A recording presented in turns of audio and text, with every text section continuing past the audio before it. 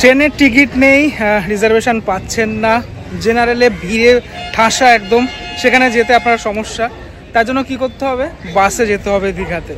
আর এই বাসটা একদম মানে সদ্য যেহেতু চালু হয়েছে কলকাতা থেকে সরাসরি দীঘার উদ্দেশ্যে এই ভলভো বাসটা, তো আজকে এই টোটাল বাসের জার্নিটা আপনাদেরকে দেখাতে চলেছি। সকাল সকাল আজ আমি শিয়ালদা স্টেশনে যাব, কোথায় জানেন, সেই দীঘাতে। ব্যাপারটা হচ্ছে ট্রেনের খুব গন্ডগোল চলছে, সিগন্যালিংয়ের প্রবলেম চলছে, সেটা আজকে থেকে না অনেকদিন আগে থেকেই, যার জন্য বাসে যেতে হবে আমাকে। আর এখান থেকে আমি এখন যাব শিয়ালদা থেকে ধর্মতলা। শিয়ালদা স্টেশন সকালবেলা তো ভিড় থাকে, কারণ অনেক মানুষ নিজেদের গন্তব্যে যান। তবে আমি কোনোদিনও দীঘাতে বাসে যাইনি, এই প্রথমবার, আজকে এই প্রথমবার আমি দীঘা যাব বাসে করে। কিন্তু আমার একটা প্রবলেম আছে, সেটা হচ্ছে বাসে একটুখানি বমি টমি হয় আর কি, যাই না, আমার এসি বাসই, কিন্তু বমি হবে নাকি জানি না, যেন না হয় সেটাই। এবার সকালবেলা, এত সকালবেলা একটা সমস্যা হয় বাসে যেতে গেলে, সেটা হচ্ছে বাড়ি থেকে আসার সময় বড় বাইরে, সেটা কিন্তু যদি না হয় তাহলে বাসের সমস্যা।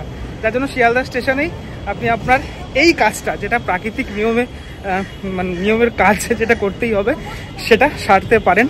আমিও সেটা সারলাম। আর যে কোনো সময় যখন আমি শিয়ালদা আসি, তখন এই যে এই রাস্তাটা ব্যস্ততম রাস্তা, আর একটুখানি পরে ভিড় হয়ে যাবে, এখান থেকেই বাসটা ধরি, ওই সামনের অংশটা থেকে। এখান থেকে শিয়ালদা কেন, আরো অনেক অনেক জায়গার হাজারো একটা বাস রয়েছে। এটা কি নম্বর, এটা 71 নম্বর আছে। তো যাই হোক, আপনাকে দেখে উঠতে হবে যেটা ধর্মতলা যায়। আমার ধর্মতলা থেকে যেহেতু বাসটা ধরবো দীঘা, 230 নম্বর বাস ধরে নিলাম।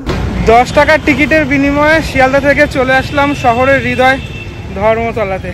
এবার এখান থেকে এই বাস টার্মিনাসে যেতে হবে। ঘুম থেকে এখন সবে উঠেছে ধর্মতলা, ঠিক আছে, একদম সকালের যে দৃশ্য সেটা এটা, মানে সকালবেলা বেশ মানে ওয়েদারটা যেহেতু ভালো লাগে আর কি। এবার আপনারা অনেকে জানেন, অনেকে জানেন না, বলে রাখি, এই যে এই হচ্ছে বাস টার্মিনাস, যেখানে বিভিন্ন জায়গার বাস ছাড়ে। এখানে আসলেই দীঘা দীঘা বলে মানে বলবে সবাইকে। এইখানে এই টিকিটটা কাটতে হবে, যদিও আমার টিকিট কাটা রয়েছে। এবার আপনাদেরকে দেখিয়ে দিই আমাদের যে বাহন, এই হচ্ছে বাহন, মানে এই বাসটাতেই যাব। এই বাসটা মানে এই সার্ভিসটা শুরু হয়েছে 10 দিন আগে, আজ থেকে 10 দিন আগে শুরু হয়েছে। এই যে দেখতে পাচ্ছেন NBSTC, north Bengal state transport corporation. তো এই এসি ভলভো বাস, এটাতেই আমরা আজকে দীঘা যাব। আমি তো প্রথমবার বাসে, অনেকটি এক্সাইটেড আছি। আলিপুরদুয়ার হইতে কলকাতা দীঘা, তো এই হলো টোটাল ব্যাপারটা রয়েছে বাসের। যারা প্যাসেঞ্জার রয়েছে তারা তো অলরেডি চলেই এসছেনি। 6:30 আজকে ছাড়বে, রিপোর্টিং টাইম 6:15। যেহেতু নতুন বাস, তাই এক্সপিরিয়েন্সটা তো করতেই হবে। ভিতরে কিরকমটা কি ব্যবস্থা রয়েছে, কতক্ষণে পৌঁছায়, সেটা তো দেখতেই হবে। চলুন একদম ভিতরের ইন্টেরিয়রটা একবার দেখা যাক বাসের। একদম পুরো নীল আর সাদা রঙের এরকম একটি বাস, যে বাসে করে আপনারা যাবেন, টোটাল পৌঁছে যাবেন জগন্নাথ নগরী বলা যেতে পারে। এখন দীঘা এখন সকলেই যাচ্ছেন, শুধুমাত্র দীঘা তো মানে ট্যুরিস্ট ডেস্টিনেশন নয়, এখন জগন্নাথ মন্দিরও রয়েছে। চলুন সময় নষ্ট না করে একবার ভিতরের অংশটা হালকা করে দেখে নেওয়া যাক। এই হলো ভিতরের অংশটা, চালকের জায়গাটা তো এটাই আমরা জানি। আর এই হচ্ছে ভিতরটা, খানিকটা ঠিক এরকম, দুই দিকে সিটিং অ্যারেঞ্জমেন্ট ঠিক এরকমটা রয়েছে। আমারটা কত দেখতে হবে, আমার যদিও টিকিট দেখতে হবে। তো কুশন টুশন সব ঠিকঠাকই রয়েছে মোটামুটি, আর অনেকটাই লং রয়েছে পুরো ব্যাপারটা, সেটাই দেখতে পাচ্ছি। কলকাতা থেকে মানে মোটামুটি ওই 3 থেকে 3.5 ঘন্টা বা 4 ঘন্টা এরকমটাই টাইম লাগে দীঘা যেতে। তো দেখা যাক দীঘা এই নর্থ বেঙ্গল ট্রান্সপোর্ট কর্পোরেশনের এই যে বাস ভলভো বাস, সেটা কতক্ষণ টাইম নেয়। এই ভলভো 9600 বাস, ভলভো 9600 ভিতরে আমি দেখতে পাচ্ছি যে সিসিটিভির ব্যবস্থাও রয়েছে। এবার আপনাদেরকে দেখাবো এই সিটটা কিরকম। ঠিক ঘড়িতে সময় 6:25, অলরেডি কিন্তু ড্রাইভার চলে আসলো এবং এসিও চালু করে দেওয়া হলো এই বাসের। আচ্ছা, এই হচ্ছে আমার সিট, 5W রয়েছে, উইন্ডো সিট রয়েছে, সাথে একটা করে এরকম ব্ল্যাঙ্কেট মতো দেওয়া হয়েছে। এখানে সিটটা কতটা কমফোর্টেবল আমি একটুখানি দেখার চেষ্টা করি। এই যে পুশ ব্যাগটা রয়েছে মোটামুটি, সেটা খানিকটা এরকম। হ্যাঁ, এই যে এখানটাতে পুশ ব্যাগ থাকে, যেটা দিয়ে আপনি আর কি মানে এটাকে ইয়ে করলে, পুশ করলে আরো বেশি ব্যাকে পৌঁছাবে। সামনের অংশটাতে এরকম একটা ডিসপ্লে রয়েছে, 6:27 বাজে আর 3 মিনিট পরে ছাড়ার কথা। এখানে এই ডিসপ্লেতে সময়, তারপরে আরও বিভিন্ন রকমের জিনিসপত্র সেটা আমি দেখলাম দেখানো হচ্ছে। 30 ডিগ্রি সেলসিয়াস এই জিনিসগুলো আর কি দেখাচ্ছে। আর একটা জিনিস সেটা হচ্ছে, যেটা নর্মাল জিনিস, সেটা হচ্ছে এই এসিটা এখানে আমি খুলে দিলাম। 6:32 অলরেডি বাস ছেড়ে দিল। আর এখান থেকে আমি বাইরের দৃশ্যটাও দেখতে পাবো, যার জন্য আমার মানে কি বলে, মানে উইন্ডো সিট নেওয়াটা যেটার জন্য আর কি, বাইরের দৃশ্য এখান থেকে যদি দেখতে হয়। আমাদের বাস ছেড়ে দিল। আর আপনাদের আগেও বলেছি এই বাসটা কিন্তু আসছে আলিপুরদুয়ার থেকে দীঘা পর্যন্ত, অল্প 9600 দুটো সিট ধরো। হ্যাঁ, আমরা তো আমাদের সিট খালি হয়ে যাবে, আর ওঠাও না প্যাসেঞ্জার, সব সিট খালি হয়ে যাবে। রাইট নাও সেকেন্ড ব্রিজ, দ্বিতীয় হুগলি সেতু, সেটা কিন্তু একদম কাছাকাছি চলে এসছে। এখান থেকে একটুখানি দেখানোর চেষ্টা করবো তোমাদেরকে, জানি না কতটুকু দেখাতে পারবো। ব্রিজের ওপরেই রয়েছি এখন আমরা। আগে বহুবার আমি যখনই মানে হাওড়ার এই সাইডটাতে এসেছি, তত মানে এই ব্রিজটার ওপর থেকে অনেকবার গেছি। মানে আমি শিয়ালদা থেকেই আর কি বাস ধরে আর কি যাই এই ব্রিজের ওপর থেকে। এবার আপনাদেরকে বলে দিই যে এই বাসে ভাড়াটা ঠিক কতটা। এই হচ্ছে ই টিকিট, যেটা আমরা 3 জনে যাচ্ছি। তো এই ই টিকিট আমি আপনাদেরকে দেখিয়ে দিই, যেটা 424 টাকা পড়েছে উইথ ট্যাক্স। 424 টাকা পড়েছে। রেড বাস থেকে বুক করেছিলাম, মোটামুটি এই রেঞ্জই থাকে, 12 মাস এরকমটাই থাকে প্রাইস। নিচ থেকে ট্রেন যাচ্ছে।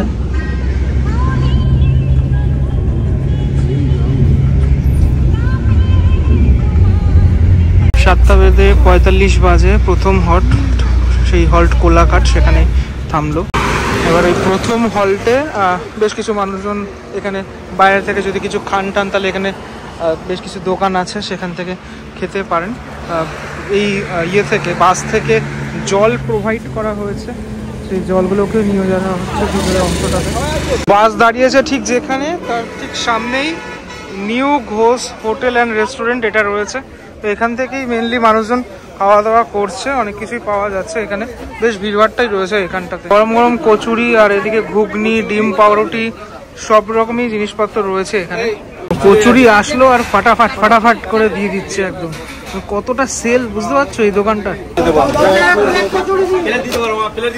দিয়ে পাচ্ছে না, এত আর কি কাস্টমার হয়ে গেছে। এই অবশেষে হাতে পেলাম 4 পিস কচুরি, আর হচ্ছে তোমার এরকম ঘুগনির মতো রয়েছে, সেটা হচ্ছে 60 টাকা দাম। আমরা 3 জনে আছি এখানে। ঘড়িতে সময় 8:10, আর এখন বাসের হর্ন মেরে দিল, আর এখন আবার বাসে উঠতে হবে। মোটামুটি ওই 15-20 মিনিটের হল্ট থাকে এখানে। গাড়ি অলরেডি ছেড়ে দিয়েছে, পার করছি কোলাঘাট ব্রিজ। আমরা যখন ট্রেনে যাই দীঘাতে, তখন কিন্তু এই দৃশ্যটা দেখতে দেখতে যাই, খুব সুন্দর লাগে দেখতে। তবে একটা জিনিস বলবো, যেটা একটুখানি অসুবিধা হচ্ছে, সেটা হচ্ছে আমার পাশে আরও প্যাসেঞ্জার যিনি রয়েছেন, এই যে স্পেসটা কিন্তু অনেকটাই কম, মানে বাসের ভিতরে স্পেসটা একটুখানি কম রয়েছে। আমি দেখাই তোমাদেরকে, দেখো এই যে বসে রয়েছি, 2 জনে পরপর বসে রয়েছি, এই জায়গাটাতে স্পেসটা কম। আর একটা ব্যাপার দেখানো হয়নি তোমাদের, সেটা হচ্ছে ফুট রেস্ট, সেটাও রয়েছে। বাইরে কিছুক্ষণ আগে বৃষ্টি হলো, এখনো হালকা হালকা হচ্ছে। যাই হোক, একদম পৌঁছে গেছি বলা চলে। ওই সামনেই রয়েছে গেটটা, এখান থেকে আপনাদেরকে দেখানোর চেষ্টা করি, কতটা দেখানো যায়। দীঘার যে গেট, মানে সেই গেট থেকে এখন ক্রস করছি আমরা। মেঘলা ওয়েদার এখন। এই হচ্ছে সেই গেট। ওল্ড দীঘা চলে আসলাম। ওল্ড দীঘার এখান থেকে সি বিচটা দেখা যাচ্ছে, হালকা করে দেখাই আপনাদেরকে। এই দেখুন বাসের এই মানে কাঁচে এই বৃষ্টিগুলো, ফোঁটাগুলো পড়েছে, ভালো লাগছে বেশ দেখতে টোটালটা। চলে আসলাম একদম মন্দিরের সামনেটাতে। আপনাদেরকে দেখিয়েছিলাম যেদিনকারে উদ্বোধন হয়েছিল সেদিন। একদম এই রাস্তার ওপর থেকেই যাচ্ছে, এই যে সিংহদ্বার। বাস থেকেই কিন্তু আমি দেখতে পাচ্ছি পুরো মন্দিরটা। ফাইনালি এসে পৌঁছালাম দীঘাতে। এবারে মানে কতটা সময় লাগলো সেটা একটুখানি বলি আপনাদেরকে। এই মুহূর্তে বাজে ঘড়িতে সময় 11:40। বেশ খানিকটা লেট হয়েছে, তার কারণ হচ্ছে অনেকটা জ্যাম ছিল রাস্তায়, অনেকটা জ্যাম ছিল। সে কারণের জন্য একদম নতুন পরিষেবা যেহেতু, এরপর তো আরও ব্যাপারটা স্বাচ্ছন্দ্য হয়ে যাবেই।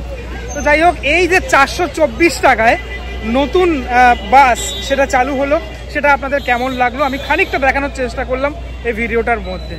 আপনারা যদি দীঘা আসেন তাহলে আসতেই পারেন এই বাসে, কেননা যদি মনে করুন যে নেই, ট্রেনের টিকিট নেই, তাহলে অবশ্যই আসতে পারেন। আজকে ভিডিওটা এই অবধি থাকলো, পরবর্তী ব্লগে দেখা হচ্ছে, ততক্ষণের জন্য বিরতি। ভালো থাকবেন সবাই, টাটা।